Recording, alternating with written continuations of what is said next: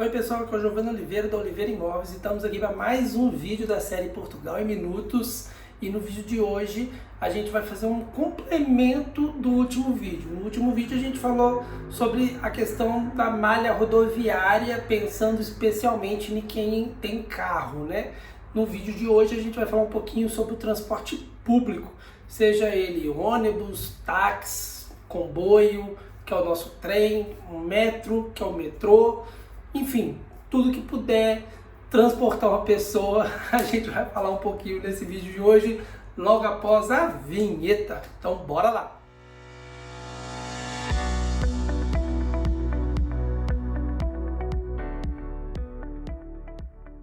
Antes de mais nada, para começar o vídeo falando sobre transporte público, a primeira coisa que a gente pensa, se falando de Portugal necessariamente, é a questão da eficiência. É eficiente um transporte público num país tão pequeno igual é Portugal?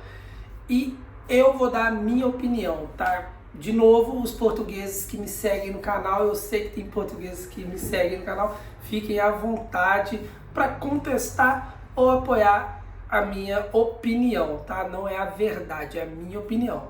E eu acho que ele não é tão eficiente assim. Ele é bom nas cidades grandes, mas nas cidades pequenas, no interior, já não é tão bom assim. E eu vou falar um pouquinho mais sobre isso no decorrer do vídeo. Os principais meios de transporte é o ônibus e o táxi. Isso é seguro dizer. Por quê? Porque metro e trem não é em toda cidade que vai ter. O metro, ele tem nas principais cidades. E o comboio, que é o trem, ele liga algumas cidades. Eu vou colocar o mapa aparecendo aqui na tela para vocês verem como é que é a malha ferroviária do país. Vocês vão ver que ele pega bastante o litoral, desde Viana do Castelo lá em cima até no Faro lá embaixo, mas pelo lado leste, ligando ali, né, divisa com a Espanha, a opção de malha ferroviária já diminui bastante. Então acaba que realmente cada cidade fica muito dependente do ônibus e do táxi. E eu falo táxi por quê? Porque Uber ou outro aplicativo, igual aqui tem o Bolt, que é um outro aplicativo também, e outros mais que existam, né? Não é toda cidade pequena que também vai ter. A gente tem capital que não tem Uber aqui ainda em Portugal. Então acaba sendo o táxi e o ônibus as duas principais ferramentas. Ônibus especificamente, depois de certo horário, ele fica inativo. Assim como também isso acontece com o metro, assim como acontece com o comboio. Automaticamente, depois de um certo horário, né, os meios de transporte se encerram devido a pouca demanda.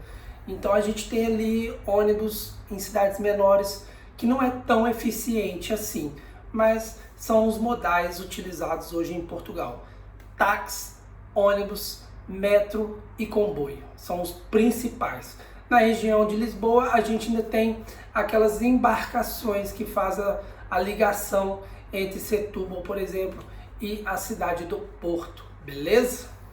No que diz respeito ao ônibus, no táxi eu não vou nem entrar muito em questão, porque táxi é táxi em qualquer lugar do mundo, né? Cidades, região pertinha vale a pena, falou que é mais longe fica caro demais. O ônibus, ele já é uma alternativa bem interessante, principalmente pensando quem mora mais para o interior do país, que não tem aquela linha ferroviária tão abrangente, né? Porque o ônibus ele funciona muito parecido com o Brasil, tem o ônibus municipal, o ônibus intermunicipal e até o ônibus interestadual. Então a gente tem o ônibus que liga uma cidade a outra, o ônibus que roda só dentro da cidade e o ônibus que roda ligando estados, né? Então eu consigo pegar um ônibus aqui no estado de Braga, na cidade de Braga, e ir lá para o estado do Porto, na cidade do Porto, ou qualquer outra cidade, outro estado aqui de Portugal. Isso é bem interessante, com um custo até relativamente barato, não é um custo caro não. É uma coisa bem interessante, coisa que no caso de um táxi já seria complicado. O comboio faz a mesma coisa. Você tem comboios que ligam praticamente todos os estados de Portugal. Não necessariamente todos, no mapa dá para olhar direitinho, mas a gente tem uma boa abrangência da malha dos comboios. O que não acontece com a malha de metro, né? Os metrôs. Infelizmente, os metrôs eles estão ali bem pouquinhos, concentrados numa certa região. No Porto a gente tem uma malha muito grande, pega bastante parte da cidade. Em Lisboa a gente também pega bastante parte da cidade. E são duas cidades que inclusive também é abastecido ainda com a questão dos bondinhos, né? Os bondinhos elétricos.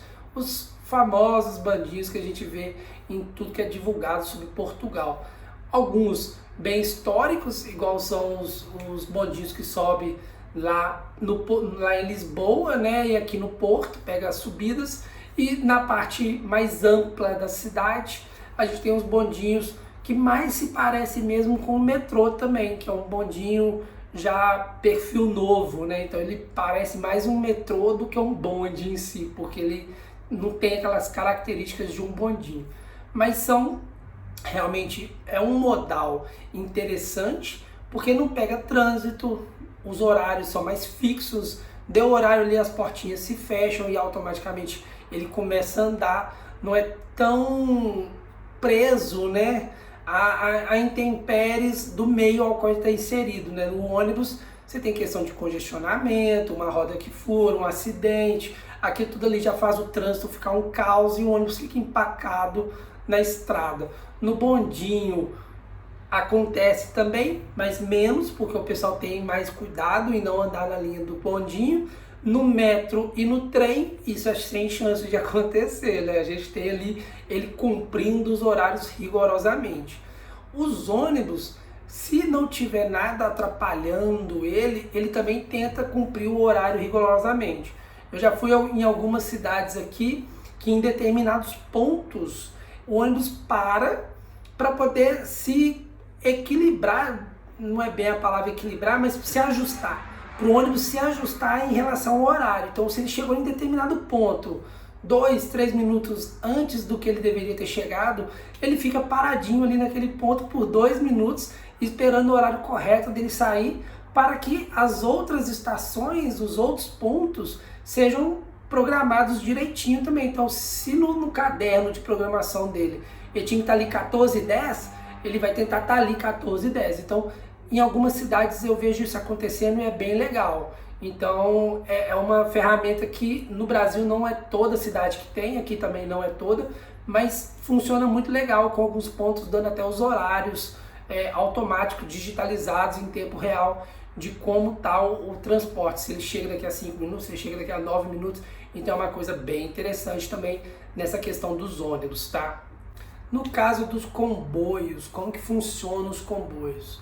Ele tem 4 tipos, por assim dizer, né?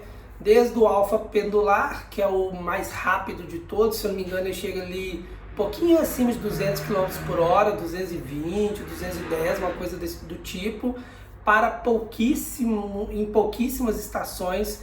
Então para viagens longas ele compensa bem, ele é um pouquinho mais caro, mas compensa realmente bem, porque como ele é mais rápido, ele vai diminuir o tempo de percurso, né?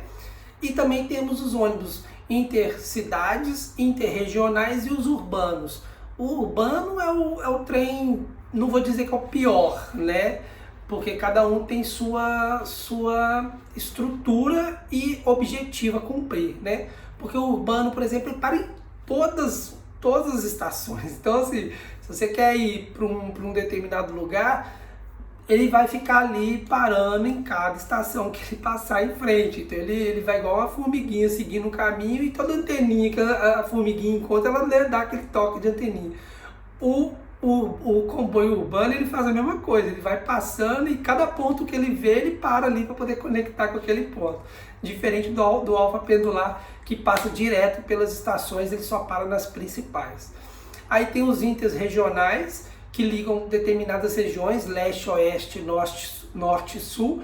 Também é bem legal para você conhecer mais o interior do país, porque ele traz algumas regiões que não é tão visitadas assim, então um comboio interessante de usar para determinadas circunstâncias. Os preços são variáveis, de acordo com cada destino. Então, se eu pego um trem aqui para o Porto, por exemplo, eu estou em Braga, para o Porto o trem custa R$ 3,60. Se eu vou na metade do caminho, ele vai custar ali R$ 1,80, R$ 1,70. Se eu for só mais uma estação para frente, vai custar €1. Então, para cada estação, para cada destino, ele tem ali uma compensação monetária para não te fazer pagar aquele valor inteiro que seria, por exemplo, a linha Braga-Porto. Então, isso acontece em todo o país. Para cada distância, a passagem tem um custo. O que é muito válido, é o correto. Realmente, você paga pelo trecho percorrido, pelo quilômetro que você, né, de fato usou da linha. Então, isso é bastante interessante na questão dos metros, do comboio, perdão.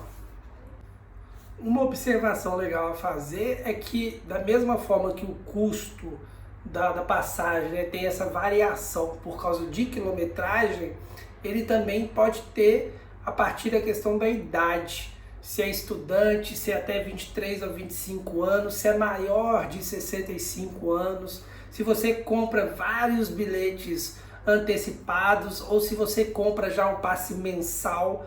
E da mesma forma isso também funciona no metro.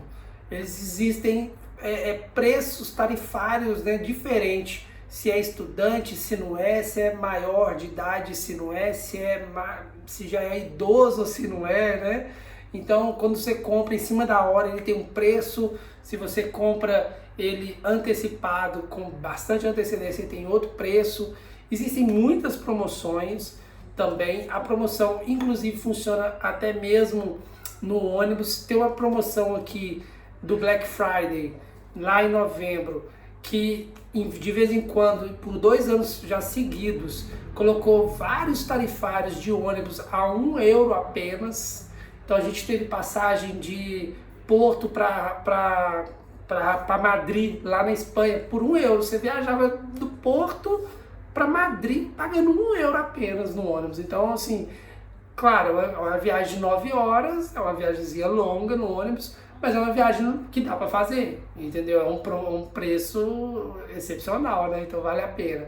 Então essa questão é bem interessante, principalmente no passe mensal. Você compra o passe mensal e já tem ali um desconto bem interessante, tanto no metro quanto também no comboio, ok? No último modal a gente tem o metro, né, que é o metrô. Infelizmente a gente tem pouco material sobre ele, porque ele só acontece em 2 cidades. A gente tem o metro no Porto e o metro em Lisboa.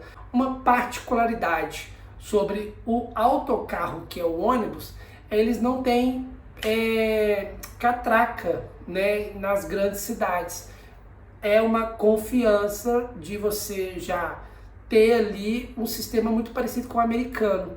Você tem um motorista cobrando e ele tem um totemzinho que você já pega com o seu cartãozinho, encosta naquele totem. Não tem aquela catraca mesmo para obrigar você a passar, girar uma roleta ali, não. Você chega com o seu cartãozinho, pressiona ele no totem, já indica que você pagou.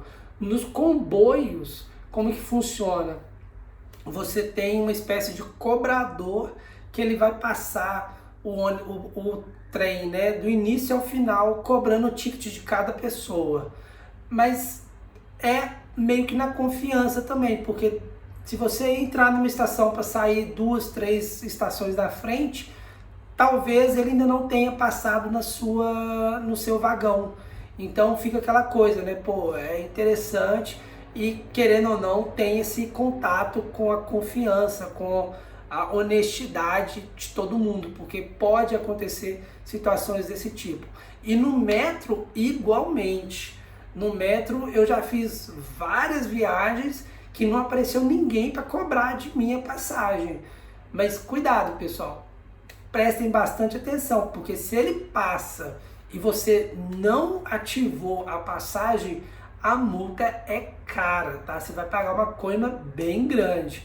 Então, é na confiança, mas faça a sua parte sempre. E aí vocês vão me perguntar, igual no vídeo sobre que eu mostrei o imóvel, né, sobre preços. E é difícil falar sobre preço, porque igual eu falei, para cada caminho, para cada distância percorrida você vai ter um valor. Mas você tem passes mensais no Porto e em Lisboa. E em ambos o valor está ali próximo dos 40 euros, tudo bem? Ou seja, com 40 euros você tem um passe mensal que dá direito a andar de ônibus, metro e comboio dentro da cidade.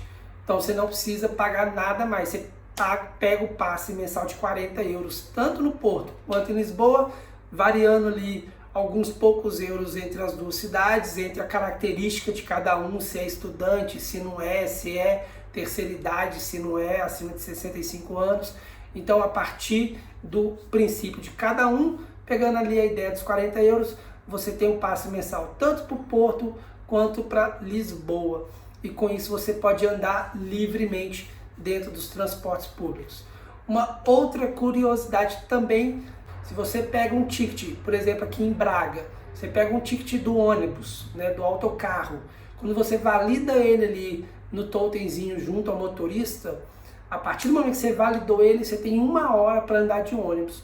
Não importa você sair e pegar outro ônibus, aquele ticket que você validou vai continuar válido no outro ônibus. Então você pode andar de ônibus várias vezes dentro daquela 1 hora que você não vai ser cobrado de novo.